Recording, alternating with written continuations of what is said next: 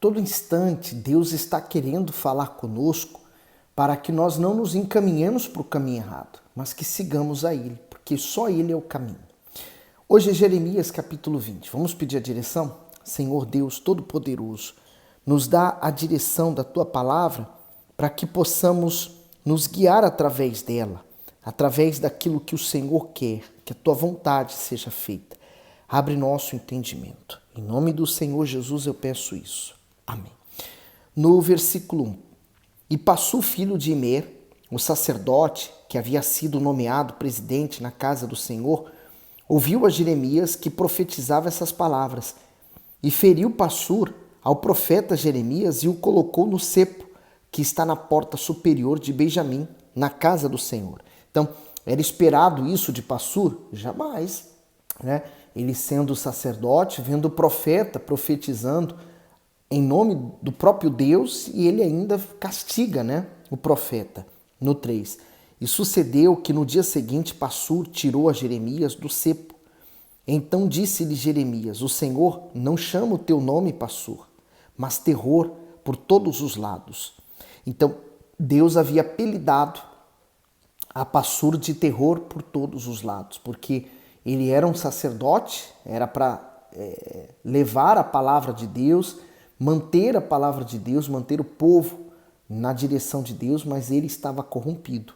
No 4. Porque assim diz o Senhor: eis que farei de ti um terror para ti mesmo e para todos os teus amigos. Eles cairão à espada de seus inimigos e teus olhos o verão. Entregarei todo Judá na mão do rei de Babilônia. Ele o levará presos a Babilônia e feri-lo-ás à espada. Então, ele seria um terror para ele próprio, né? Existe coisa pior do que a pessoa ela não ter paz, né? Ela ficar atormentada pelo passado, pelo que ela sente. No 5. Também entregarei toda a riqueza desta cidade, todo o seu trabalho e todas as suas coisas preciosas, sim, todos os tesouros dos reis de Judá. Entregarei na mão dos seus inimigos e saqueá-losão e tomá-losão e levá-losão à Babilônia. E tu, Passur, e todos os moradores da tua casa ireis para o cativeiro e virás à Babilônia e ali morrerás e ali serás sepultado, tu e todos os teus amigos, os quais profetizaste falsamente. O comentário diz assim: Passur era um nome comum na época e também um título que indicava um alto cargo dentro do templo. O filho do sacerdote Imer possuía essa titulação, o que significava que ele era descendente de uma importante linhagem de sacerdote do tempo de Davi. Passur usou sua autoridade para ordenar que a guarda policial do santuário prendesse Jeremias. Seu objetivo era calar o profeta, condenando-o às pressas, pois ele denunciava os pecados dos líderes religiosos. Jeremias foi preso, açoitado e colocado no tronco para ser torturado, mas permaneceu firme. Portanto, nem mesmo todo o sofrimento, injustiça e maus tratos foram capazes de fazer a fidelidade e o zelo do profeta diminuírem. Ao contrário, sua voz continuou corajosa para pronunciar que todos caminhavam para a própria destruição. Quanto ao injusto Passur, ele atraiu a ira de Deus. Além de ir para o cativeiro, ele, seus familiares e seus amigos foram violentamente mortos. No tempo do Senhor Jesus aconteceu a mesma coisa, né? Os próprios religiosos queriam condenar Jesus porque ele denunciava os atos errados que eles faziam. No 7.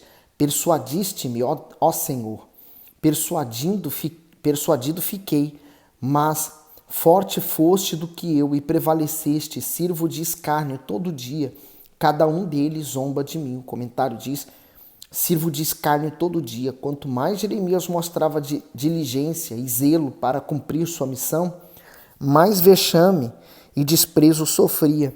Mensagens e alertas eram dados reiteradas vezes, mas o povo não se arrependia. Ao contrário, seguia obstinado no pecado e quando encontrava o profeta, o tratava com rispidez. O Senhor não havia prometido livrá-lo das perseguições. e sim que estaria com ele em todos os momentos. Portanto, suas queixas não diminuiriam sua luta. No 8. Porque desde que falo, grito, clamo, violência e destruição, porque se tornou a palavra do Senhor um opróbrio e ludibrio todo dia. Comentário: falo, grito e clamo. O profeta indica que Deus lhe pedia algo que contrariava as suas vontades e suas características pessoais. Jeremias havia nascido na pequena cidade de Anatote, onde poderia ter uma vida tranquila servindo a Deus na classe sacerdotal. Contudo, o chamado do Altíssimo mudou todos os seus planos.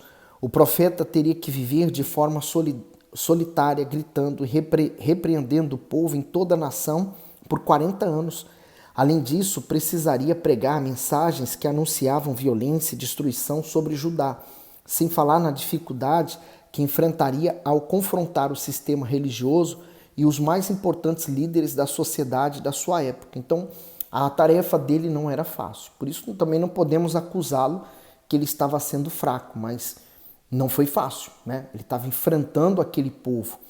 No 9, então disse eu, não me lembrarei dele, e não falarei mais no seu nome, mas isso foi no meu coração como fogo ardente, encerrado nos meus ossos, e estou fadigado de sofrer e não posso mais, porque ouvi a murmuração de muitos, terror de todos os lados. Denunciai, e o denunciaremos. Todos os que têm paz comigo guardam o meu manquejar, dizendo, bem pode ser que se deixe persuadir, então prevaleceremos contra ele e nos vingaremos dele. Mas o Senhor está comigo, como um valente temível. Por isso tropeçarão os meus perseguidores e não prevalecerão. Ficarão muito confundidos porque não se houveram prudentemente. Terão uma confusão perpétua que nunca será esquecido. O comentário diz, o Senhor está comigo. A declaração de fé de Jeremias mostra que sua confiança o fez superar as dores das perseguições que o abatiam. O profeta creu que, embora seus inimigos fossem fortes e influentes, Deus que estava ao seu lado era o poderoso e temível Senhor que em breve os faria tropeçar e cair. Se Jeremias tivesse focado constantemente nisso, não teria oscilado em sua fé e experimentado tantos desapontamentos. Afinal, ter o Todo-Poderoso conosco é a maior garantia de vitória que alguém pode ter. Vitória, mas ele teria que enfrentar as lutas. Então, nós passamos por perdas, por situações complicadas, difíceis, e Deus permite para que a nossa fé seja provada, não porque Ele precisa saber dela, mas para que nós possamos nos conhecer. 12. Tu, pois, ó Senhor dos Exércitos, que provas o justo e vês as entranhas e o coração, permite que eu veja a tua vingança contra eles, pois já te revelei a minha causa. Cantai ao Senhor, louvai ao Senhor, pois livrou a alma do necessitado da mão dos malfeitores. Maldito o dia em que nasci, não seja bendito o dia em que a minha mãe me deu a luz. Maldito o homem que deu as novas a meu pai, dizendo, nasceu-te um filho, alegrando-o com isso grandemente. E seja esse homem como as cidades que o Senhor destruiu e não se arrependeu, e ouça clamor pela manhã e o tempo do meio-dia um alarido, porque não me matou na madre. Assim, minha mãe teria sido a minha sepultura e teria ficado grávida perpetuamente. Porque saí da madre para ver trabalho e tristeza e para que os meus dias se consumam na vergonha. Jó também ficou assim, desesperado, né? Porque tanta coisa aconteceu com Jó que tudo que ele pedia para Deus era que Deus o matasse, que acabasse com aquela dor, que ele tivesse o descanso, né? E Jeremias está sentindo a dor, porque ele está falando que vai haver destruição. Agora imagine, ninguém está dando ouvidos para ele. Os religiosos, os principais, que era pelo menos eles pudessem dar ouvidos, estavam massacrando, pisando nele. Então assim, ele estava no limite da dor dele, mas Deus estava sendo com ele. E Deus estava deixando isso tudo acontecer porque Deus estava punindo aquela nação. Aquela nação estava corrompida. Em Jeremias 21, a palavra que veio a Jeremias da parte do Senhor quando o rei Zedequias lhe enviou a Passur, filho de Malquias, e a Sofonias, filho de Maaseias, o sacerdote, dizendo: pergunta agora por nós ao Senhor, por que Nabucodonosor, rei de Babilônia, guerreia contra nós?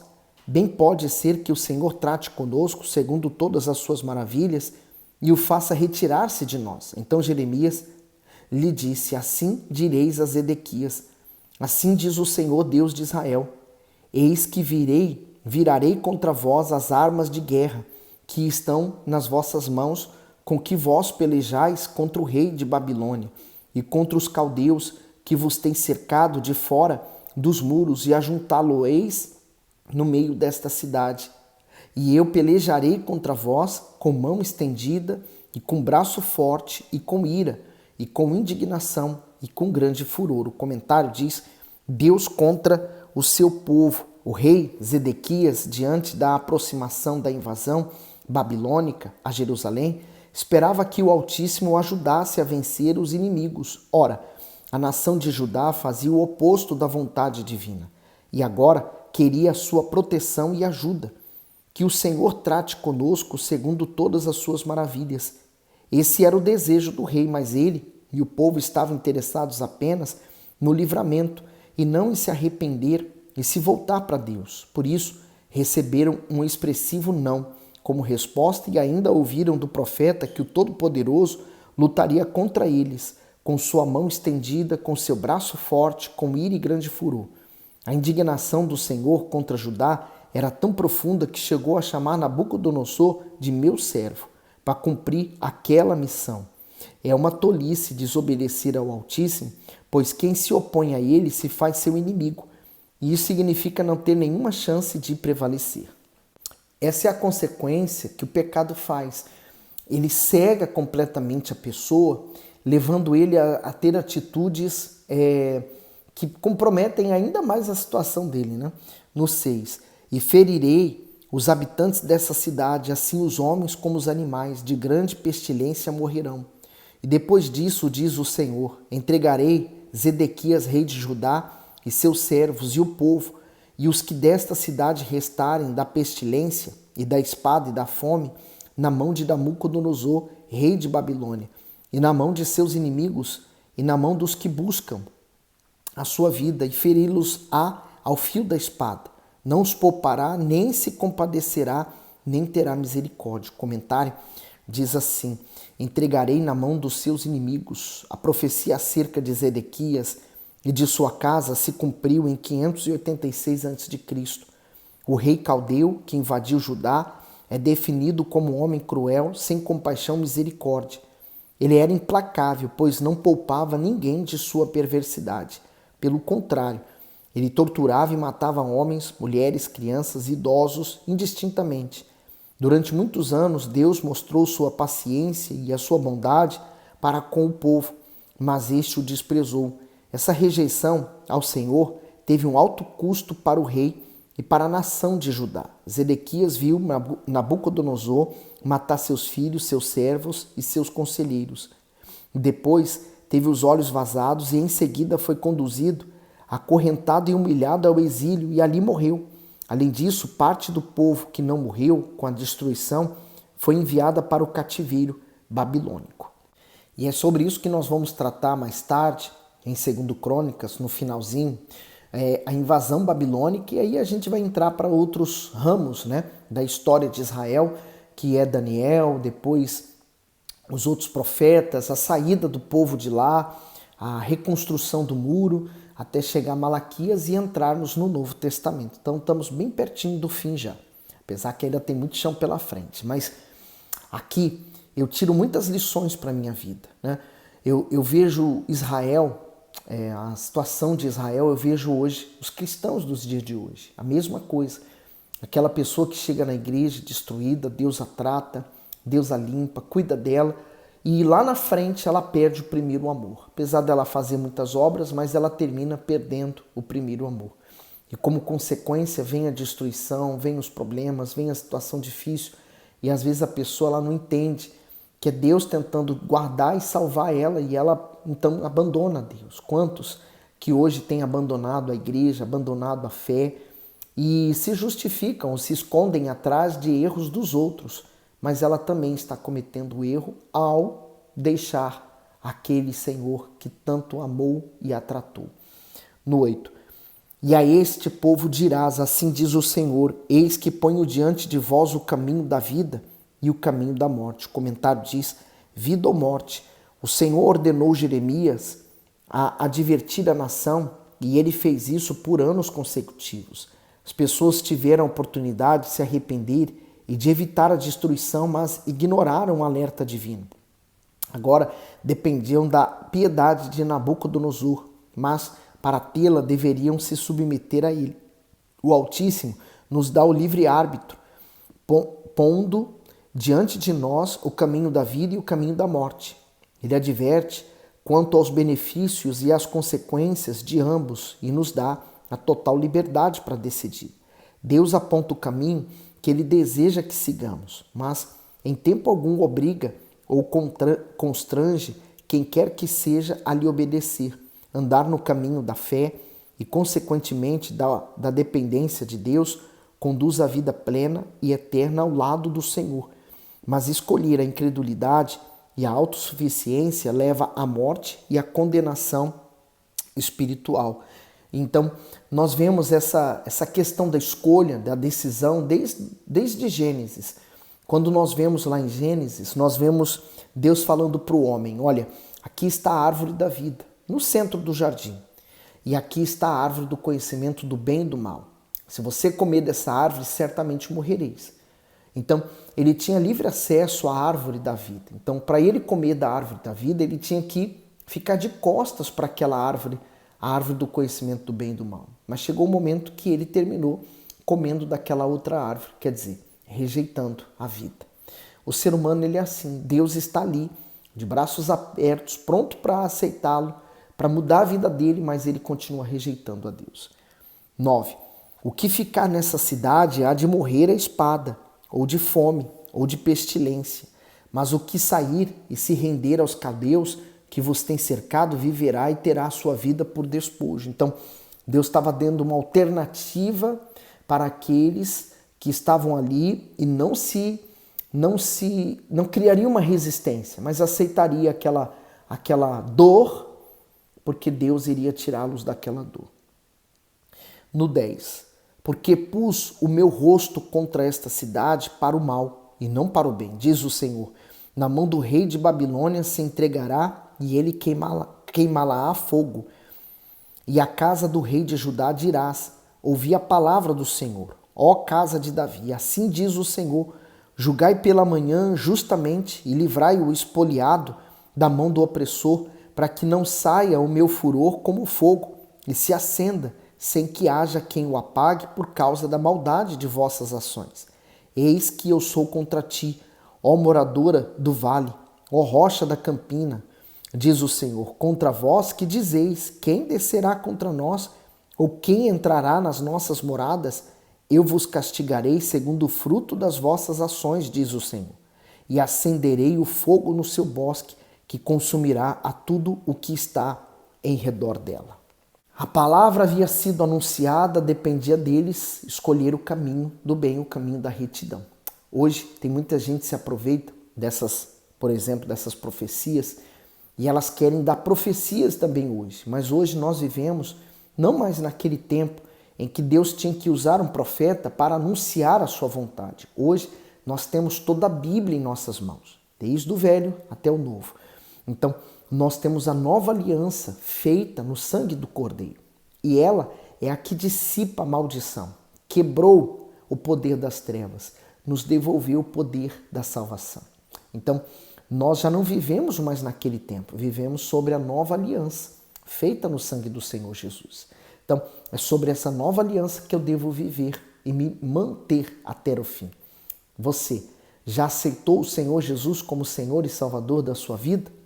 Muito bem, siga em frente. Se você ainda não fez, procure um pastor, procure sua igreja, vá se batizar nas águas. Pergunte para ele e o seu pastor vai te ajudar nesse assunto, tá bom?